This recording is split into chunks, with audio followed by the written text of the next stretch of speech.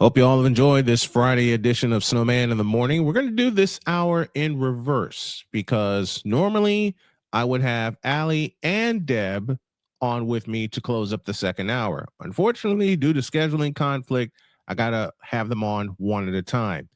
So, with Deb coming at the bottom of this hour, and with that in mind,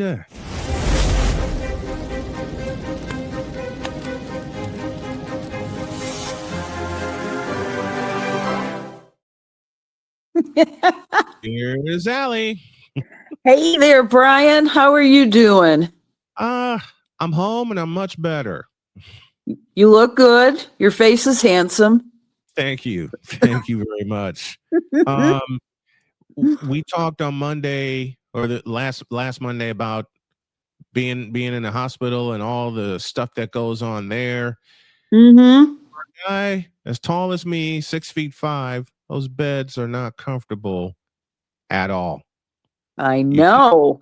Did they at least did they give you an extender?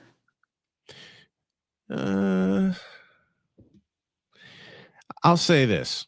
They extended the bed and my legs were still hanging off the doggone thing. Oh, can you just imagine what somebody like oh gosh, what's his name? Victor Wembanyama goes through. I mean, if he has to go to the hospital, imagine if they can't. And anybody 6'10" and up, they got to get 2 extenders for them. They just had better put 2 beds together at least, and just kind of string them together so their entire body could fit. I could not even imagine. I mean, you know, Greg is my boyfriend is 6 foot something, and he was in the hospital last summer, and his toes were kind of peeking out at the bottom of the bed, and that's ridiculous as far as I'm concerned. I mean, the world was made for short people like me. That's what my wife always says. She always says when someone asks me how tall I am, she says, before I can say anything, she said, "Oh, he's 6 foot giant. Don't worry about him." So true. So true. Okay. What is going on with your Cubs? Huh? Yeah. When I went in the hospital, they were fine. I come out of the hospital and I find out they're on a long losing streak. What in the world is going on? As of this taping, they have lost 10 games straight after posting 2 consecutive 10-game winning streaks. Right. What I think that even Craig Counsell was unable to figure it out. I'm no better, but I think they're in a collective blue funk, which I hope they're going to get out of come June, because they have not won since May 15th. And that is a very bad record. You would think that they would figure it out. And Craig Counsell, being at one point at least the highest paid manager in the National League, should be able to figure it out for all the money they're paying him. So my thought is that they need to probably rest Pete Crow Armstrong for a little bit. I think that the whole hype thing, his youth, I think that he just has to take care of himself. I think that they might need to also rest a couple of the pitchers, see what could be done there. I think that it's a very long season. I don't think anybody should hit the panic button yet, but I do believe that they really need to take a little bit of a break in terms of some of the players, rest them, try and get them to, think psychologically and towards their mental health in the game and figure out what the heck's going on. Yeah, I'll say it again. When I went in the hospital, they were doing fine. I come out and I found out they've lost 10 in a row, including the Pittsburgh Pirates. Yeah, You guys never, as I long as I've know. been watching Cubs baseball, Well, y'all never lose to the Pittsburgh Pirates. that's right. Even the early 90s with Barry Bonds and company. Y'all Oh, yeah. never lose to the Pittsburgh And Jim Pirates. Leland is manager. Yeah. Leland Yeah. manager. Andy Van Slyke was there. Of course, Barry Bonds was there. Doug Drabeck, starting pitcher. Those Pirate teams of 90, 91. You guys never lost to the Pittsburgh Pirates. No, they were always the doorstops of the National League, and in those days. And actually, it was a very skinny and big-haired Barry Bonds that was like that in the early 90s. Yeah. I just, and the Cubs have gone through many iterations since the 90s, but it is true that for the most part, they do go through these winning streaks at the beginning of the season. They have done that in prior years. They've done it fairly consistently if you look at the record for several years. And everybody got on this big hype. Oh, yeah, they're headed back towards the World Series. It's so damn early in the season. It is so damn early. There's 162 games, remember? And so, Mike, I don't really start worrying until after the All-Star break. Right. And I would advise anybody to do the same. But I will say it probably this year had to do with you going into the hospital. I'm sorry.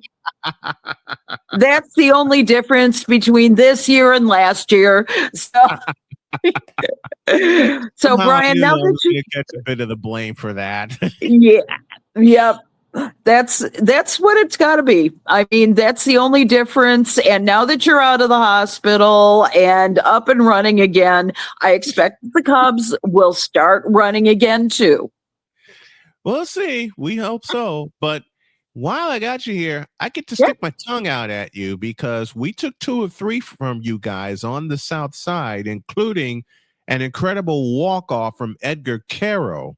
On the Sunday in the Sunday game. I saw that. Y'all beat us up.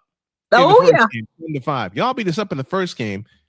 Got even in the second game. And I want to tell you something. And I know you're a baseball fanatic like I. Munetaka Murakami is something else.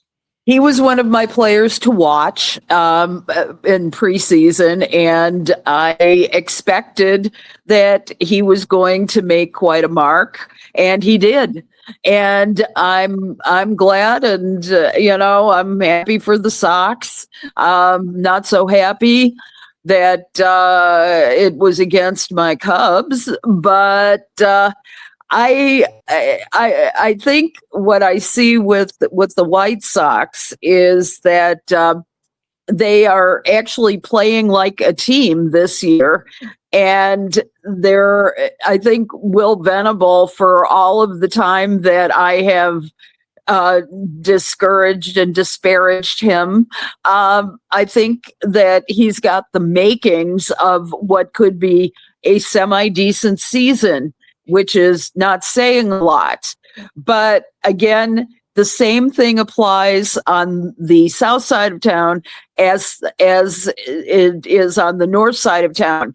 It's 162 games. Ask me after the All-Star break.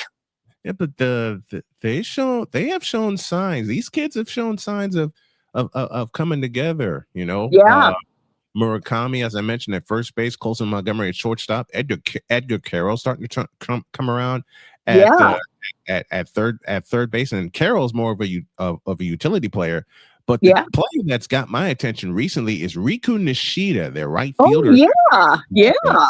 This little dynamo, only 5'6", but I tell you what, he's 5'6" of excitement. Already picked up an outfield assist in the Memorial Day game against the Twins, threw the guy out by plenty, and he's injecting some energy, some more energy into this White Sox team. Yeah. Well, they made some very good moves in the offseason, and I think that the people you've mentioned so far, damn straight, they're on their way, and I really do hope that they continue on. I would just hope that if the White Sox get into the same kind of slump that the Cubs have, that they'll find their way out of it, because those slumps will happen to virtually every team without fail. And I'm still sort of figuring in my mind what on earth it'll take for the Cubs to get back. What's going on over there? I hope they figure it out. And you mentioned one key player, which is Pete Crow Armstrong. He was so hyped at the end of last season and had the means for it. Okay, he showed us what he was made of. But lately, since this slump hit, he's done nothing, and that scares me. Yeah, I think he's what he's shown is that it's very frustrating to him. You know, we didn't ever hear about him yelling at players or yelling at fans and losing his cool or his concentration or anything like that. He's still a young guy. I think he's really kind of going through hell and putting himself through hell, trying to figure out what's going wrong. Every interview that I've seen of his just points to more and more frustration on his part. And I think if you tie yourself in knots like that, it's going to be very bad for you. So I suggest a large amount of counseling and because the game is, was it Yogi Berra that said 50% of the game is 90% mental or something like that? Something along those lines. And it is. After a while, there's a great scene in Bull Durham where the broad is in your head. Annie, why is that name in my head? Why? Annie, are you okay? Time. Exactly. Get the broad out of your head. Get the broad out of your head. Yes. That's what I see. Hi, Victor. How are you? I'm good. How are you? I'm doing great. Great. My voice is here, which is nice. Yes, it is.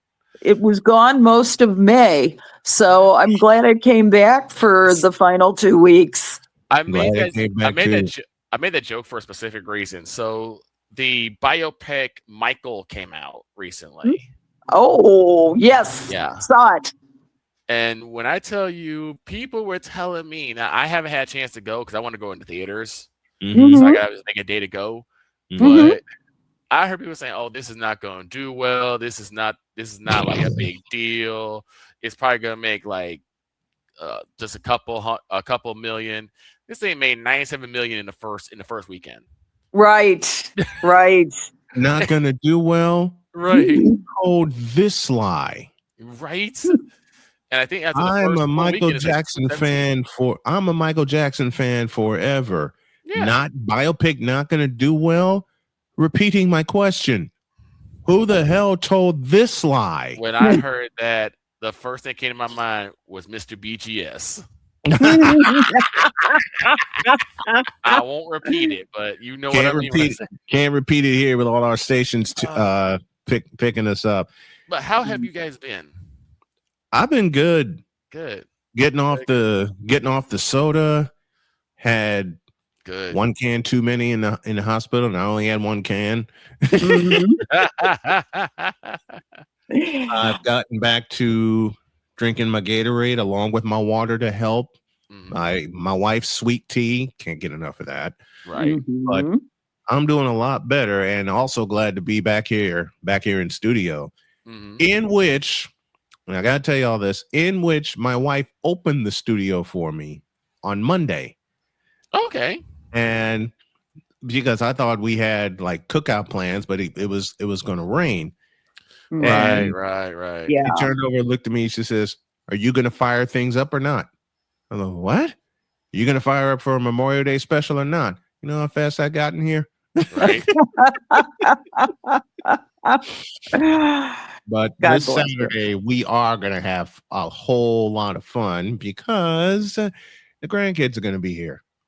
I'm not sure if we touched on this, but Allie, what are your thoughts on another expansion from the PWHL? I think it's great because they've really increased their audiences. They had a very successful takeover tour throughout the country while the PWHL season is going on. And I'm delighted for that. I'm also delighted that I predicted that the Montreal Victoire was going to win the Walter Cup this year, and they did. They did. Yes. And I'm excited to see. I'm to be honest with you, I'm not surprised that they did not pick Chicago. As sad as I am that they didn't pick Chicago. Yeah. I kind of had the feeling, the reason being that they did not sell out Allstate Arena. Right. Yeah. Right. Yeah. Neither time. I would ask this question. Should the nickname have anything to do with the Blackhawks, like another onset, or just their own identity? You know, great question. Considering, it's a good question. I think that just like with the Chicago Sky and the Bulls, it doesn't necessarily have to be so.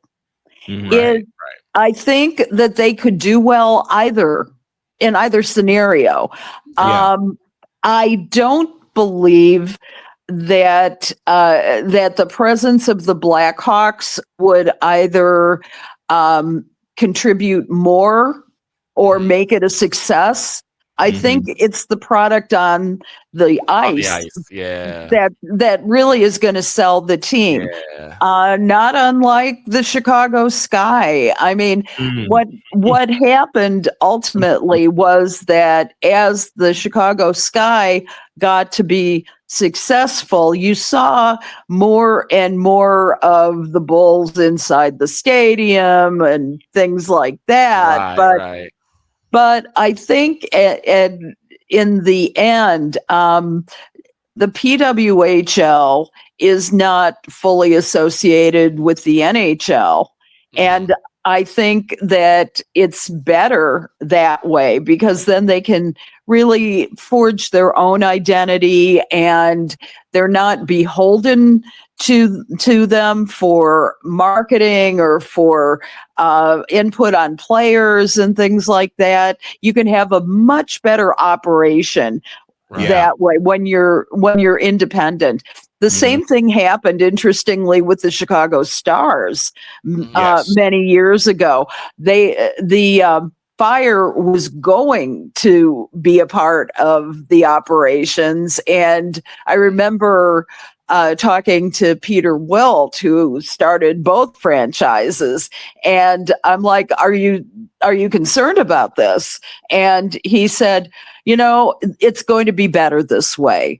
That way we can forge our own identity."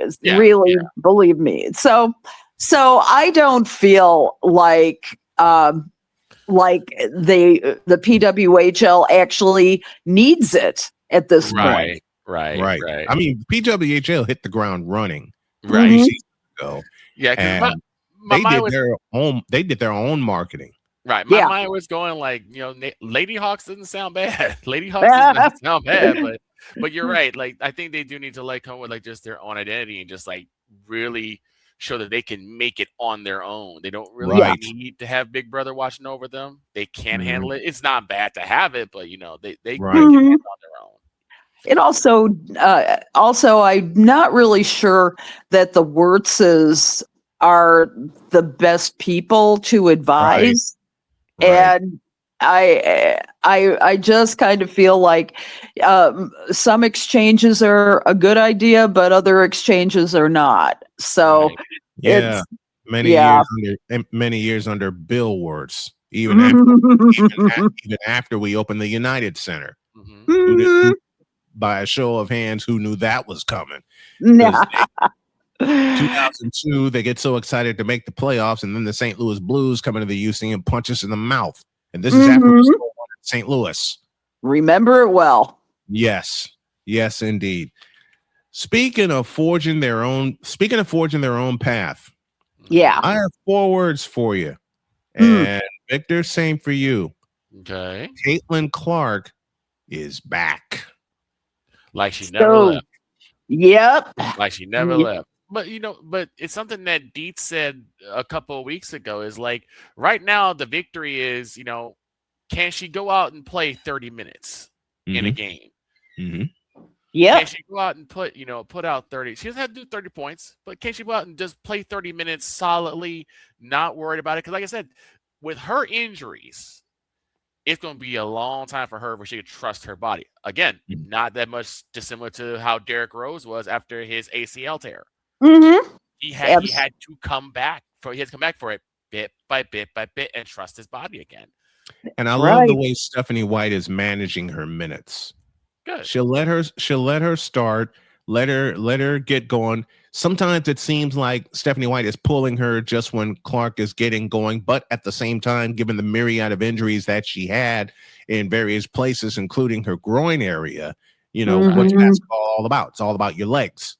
Mm-hmm. Yeah, your lower body. Your lower body is the main thing. That's why you see Caitlin Clark, also Aaliyah Boston, Sophie Cunningham, all with heating pads around them. Right.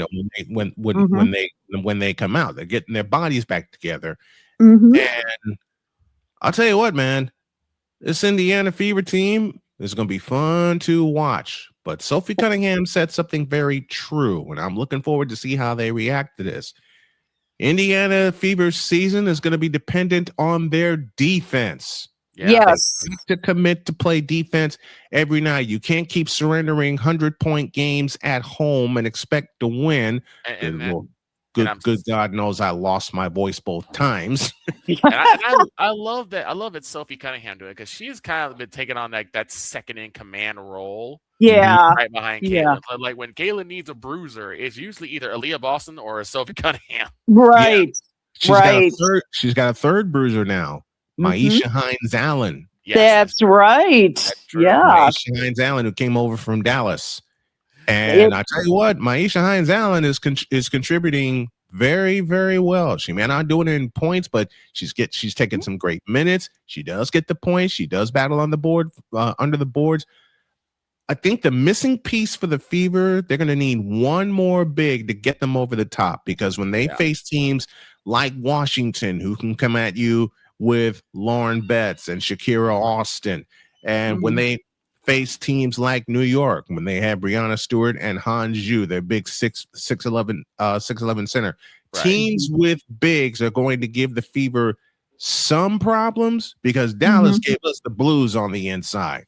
Washington gave us, in the first 2 games at home, Washington gave us the blues on the inside, 52 rebounds, even though Caitlin Clark hit a miraculous shot. And I woke my wife up with that 3-point call, and she came running in to see what happened. Right. But in all seriousness, another big, I believe, will send the Fever over the top. I really, really do. And also Sophie Cunningham's point, they got to play defense every night. Now they've gotten better during this winning streak that they're on, but they got to go out west. They got to see Portland, then they got to come back, and the Commissioner's Cup will begin Monday. But man, I'm liking the making so far for this Fever team. As well, you should. I mean, they've come up in the rankings. They're at this, as of this taping, they're 4-2 on the season, and they've got number 3 in the rankings. But they could very easily overtake the Atlanta Dream. Yeah, you know? and Atlanta, number 2. Atlanta has gotten stronger, but so has Indiana. I got the feeling Atlanta and Indiana may clash in the playoffs again. There's so many. It's early in the season, but there's so many playoff scenarios that could play out right now. Dallas could be a playoff scenario. Chicago could be a playoff scenario, even though they've lost a couple. They've gotten wobbly the last couple of games. And the same place where Indiana got beat the first 2 times at home is where Chicago's getting beat. Chicago's getting beat up on the inside. I mean, they got the speed to keep up with teams, but on the inside, that's where they're getting killed. Losing Rickea Jackson was so huge that you can tell the difference between Rickea Jackson on the floor and Rickea Jackson off the floor. And they have not been playing anywhere near their best. They have to get one of them, if you could get a Courtney Vandersloot, the general, off there, you need to get somebody on there who can take command of the floor the way Rickea did and start, basically playing both offense and defense. And there's right now, you've got youngsters right now, and a couple of them we are going to be out for the next couple of games. Like our new one, God, what I would blank on her name right this second. Yes, that's her, and she's suffering, I think it was knee, and she's going to be out. And you've got a problem with as many people as they've had out. And Tyler Marsh, their coach, does have this next man up mentality, but this is a whole new team. This is the team that Tyler Marsh built. And so I'll be very curious to see if they can come back and continue on or get back their win streak. As of right now, they're dead even at 500. And they are also, as one group said, they're playing 500 ball to a new level. Not only do they have a 500 win percentage at 3-3, but they've also scored exactly 500 points and given up exactly 500 points over their first 6 games combined. So hopefully, all to a new level. Holy cow! Right? Well, they've got to get beyond Toronto, and they have got to also play Minnesota Lynx on Friday. So it's all at home. They've got the crowd behind them. So we'll see how well they can manage. And my cynical little heart says, let's hope and pray that one of the bigs comes back. Yeah, that's where they're hurting, because I can see the impact that Gabriela Jaquez will have with Chicago. Rickea Jackson also. That hybrid player that every team has got to have for Chicago, that would be Gabriela Jaquez. That's her. Yeah. And God willing, she'll be back. Thank God she's young, and hopefully she can get back. But Rickea Jackson is out for the season, and she was the team. She had a torn ACL. So there ain't no coming back there. Courtney Vandersloot has not played 1 minute this season. She too was coming back from a torn ACL, but now she's having knee problems. So star-crossed and ever hopeful that she'll be coming back. Yeah. Don't know. They're not saying no. Okay. They're not saying that she's not going to be there. So we'll see. We'll see how it works. This will be the hub for the WNBA all season long, folks, on SMSN and also SMSN Radio. Our simulcasts always begin with a 30-minute pregame show. Doubleheaders Friday and Sunday, all the way through the season. And who knows? May add a Wednesday doubleheader. We're getting it all together. I'm glad to be back here. I'm glad to have the crew back with me. Alison Moran joining us as she does every single Friday, talking all things sports, all things Chicago sports, as she is our Chicago hub. You can check out The Token Female on Spotify, as well as YouTube, and as well as Apple Podcasts and iHeart Podcasts. Every episode, beginning with this one, will be on all the audio carriers. That's a little surprise I wanted to have for Allie. Thank you. Oh, looking forward to hearing back from anybody who's listening. Yeah. Well, send those comments. We look forward to having you each and every week on the show. You're a godsend to us. You and I have been friends a very long time, so it just seemed like a natural fit that you'd be on with the crew. And I'm looking forward to football season when you're picking with us, and that's going to be wild. It's going to be crazy, and I'm going to love it. Alison Moran joining us each and every week. Thank you, Allie. We love you, and we'll talk to you next week. Too. Have a great week.